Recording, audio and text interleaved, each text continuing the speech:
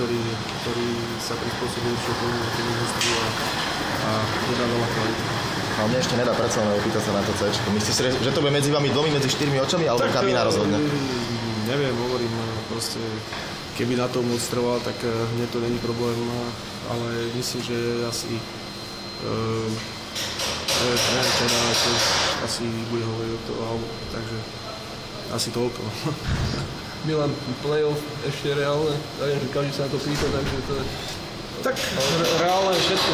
Máme, myslím, že 24 zápasov, ešte sa hrá veľa bodov, strata je tam 14 bodov, takže je to dosť, ale nie je to nejak nereálne. Kabíne nie je to nejaká taká svietlená atmosféra?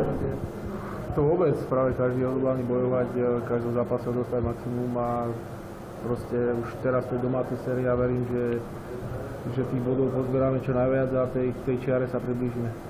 Smerom k zajtrajšku Čerepelcu ste ešte nedali gól v KHL, už ste nejaké video mali, trochu rozobrali to, že aby sa to zmenilo? Ja verím, že už len to je motivácia navrch trošku a bolo by dobre streliť prvý gól, proste, aby aj trošku takéto psychické, tá psychika išla hore každého hráča proste a verím, že to rozbehneme.